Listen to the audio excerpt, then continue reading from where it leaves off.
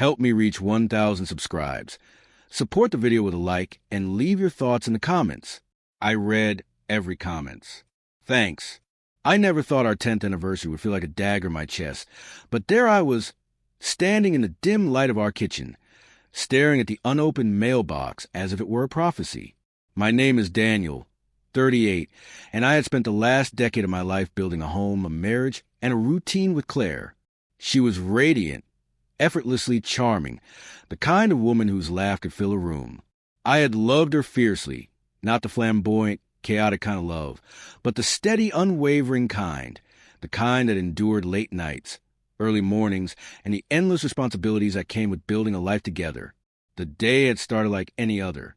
I had brewed coffee, toasted bagels, and kissed her forehead while she scrolled through her phone. She smiled, but it was the kind of smile that didn't reach her eyes. I had noticed it before, small cracks in the facade, but I had buried the unease, convincing myself it was nothing more than fatigue or stress from work. She had told me she was going to her friend's wedding that weekend, a celebration in London she had been excited about for weeks. I kissed her goodbye, told her to have fun, and reminded her to drink water. Nothing about that morning hinted at the chaos that awaited me. Claire returned late Sunday evening, her hair freshly styled, the faint scent of perfume clinging to her blouse. At first glance, she looked like herself, beautiful, composed, but there was a flicker in her eyes I couldn't place. The way she moved around the house, careful yet deliberate, almost secretive, made my stomach churn. I asked about the wedding, and she smiled, gave me the perfunctory details. Who danced with whom, which cousin had a funny toast. But when I tried to engage further, to share my excitement about our upcoming anniversary dinner, she brushed me off with distracted, just tired, "Daniel, I'll tell you tomorrow." I tried to shake it off, but that night sleep eluded me. I kept replaying her expressions, the small hesitations, the way she avoided eye contact. It wasn't paranoia, it was instinct. Something was wrong. Monday morning, the tension was palpable. I went about my routine, making breakfast, tidying up, but every sound she made felt like a warning. And then it happened. I found the small, crumpled note tucked inside her handbag. It wasn't meant for me, but the words leapt off the paper with cruel clarity. "I can't wait to see you again. Last weekend was incredible. Claire doesn't need to know." My heart sank. The room seemed to tilt, and the steady, confident man I prided myself on being suddenly fell hollow. I didn't confront her immediately. I watched, patient, measured, as she moved through the house, unaware that I knew. Every text ping, every hushed laugh over the phone, every late-night shower where she lingered longer than necessary, all of it became a tapestry I could no longer ignore. By Tuesday, the evidence was undeniable. I confronted her gently, not with accusations, but with the quiet authority that comes from someone who is loved enough to recognize betrayal. "Claire," I said, voice calm, "I need to ask you something. Did you?" My words hung in the air. Her face paled, her lips quivered, but no words came. That silence spoke volumes. I didn't need an apology. I didn't need excuses. The truth had been revealed in gestures, in avoidance, in everything she thought I wouldn't notice. The following days were a study in contrasts. In public, she smiled, laughed, and acted as if nothing had changed. In private, she was distant, cold, detached. I watched our anniversary approach, knowing that the night meant more to me than it would ever mean to her. The perfect opportunity presented itself, not for revenge, not for spectacle, but for clarity and closure. I wanted her to understand, without a doubt, the magnitude of what she had done and the consequences it carried. I planned meticulously. I purchased a dozen long-stemmed red roses, the kind that commanded attention and symbolized love, respect, and, in this context, irony. I wrote a note, concise but loaded with everything I felt for months. Every sleepless night, every unspoken word, every sacrifice that had gone unnoticed. I chose to leave it on the kitchen table, where she would find it first thing in the morning alongside the roses. I didn't linger. I didn't watch her reaction. The act itself was enough, a quiet declaration that I was no longer a silent participant in my own life. That night, I slept with a strange sense of relief, knowing that the next day, the course of our lives would change forever. The sun rose on our anniversary, golden and indifferent, and with it a reckoning. The roses glowed against the white countertop, the note waiting like a verdict. I poured a cup of coffee and left for work, leaving the house quiet, the tension suspended in the air, heavy, inevitable. And for the first time in months, I felt a flicker of control, a sense that the next chapter of my life would be written by me, not defined by betrayal. By mid-morning, Claire discovered the roses and the note. I had imagined the moment countless times, picturing her shock, the hesitation in her hands as she unfolded the paper, and the realization that nothing would ever be the same. I didn't need to see her face.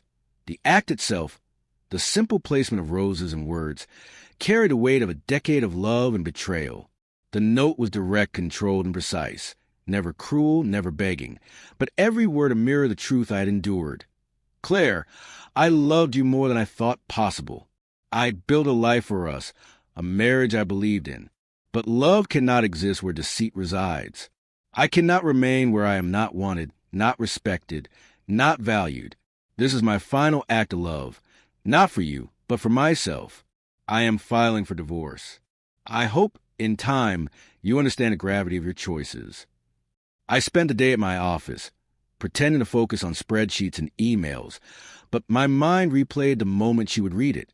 I imagined her standing in the kitchen, the roses scattered across the counter, the note crumpled and trembling in her hands. The thought brought a mix of relief and bitterness, a cathartic validation that I was no longer trapped by silence or denial. By evening, her reaction came, not with tears, not with confrontation, but with a subtle panic that betrayed her composure. She called her closest friends, whispered urgent messages, paced through the house, and sent frantic texts. But I had already taken my step. I had contacted my lawyer earlier that week. Papers drawn, forms signed, a path laid for a clean, resolute separation. Every move she made, every attempt to salvage the illusion, was met with the calm certainty of someone who had finally reclaimed control. That night, she returned from work, her eyes red-rimmed but defiant. I was in the living room, quietly sipping tea, the roses now slightly wilted but still vibrant, the note carefully placed in my journal. She didn't speak at first. She paced, stopped, turned, stared. I finally said, "I hope you understand why I had to do this." Her laugh was hollow, brittle, but it was there. She said nothing more, retreating to her bedroom in a storm of unspoken words. The following days were a test of endurance. Friends called. Family offered advice. Neighbors whispered. Claire tried to manipulate, to charm, to guilt, but nothing worked. I remained steady, unshaken, guided by the knowledge that for months, maybe years, I had sacrificed my peace for a facade of normalcy. The roses and the note had been symbolic, yes, but they were also a declaration, a final punctuation to a chapter that had long been eroding. When the divorce papers were formally filed, she finally confronted the reality of her actions. It was not dramatic, no shouting, no cinematic breakdown, but a quiet, searing acknowledgement of consequence. She realized that the decades she had taken for granted had been carefully documented. Every act of neglect, every whispered lie, every emotional slight meticulously noted. I was calm, unwavering, the embodiment of someone who had lived through betrayal and emerged intact. Interestingly, the aftermath revealed more than I anticipated. Mutual friends began to share what they had suspected but never voiced. How Claire had entertained flattery from others. How she had laughed at jokes I hadn't heard. How she had allowed moments of intimacy with me to become perfunctory, almost performative. Each revelation, each whispered secret, confirmed what I already knew, and yet none of it shook me. I had made my decision not out of revenge, but from quiet, unassailable clarity of someone who had finally placed self-respect above pretense. Months later, the house felt different. I had moved Claire's belongings to a spare room, filed for custody of the family dog, and rearranged furniture to my liking. There was a freedom in the mundane. Making coffee on Sunday mornings, reading in the sun-drenched study, walking to the garden without the invisible weight of disloyalty pressing on my shoulders. The roses had long since dried, but their memory lingered, a testament to a single act that encapsulated truth, justice, and closure. Claire tried, occasionally, to reach out, but I had become a fortress of resolve. Emails, texts, phone calls, all ignored with polite but firm consistency.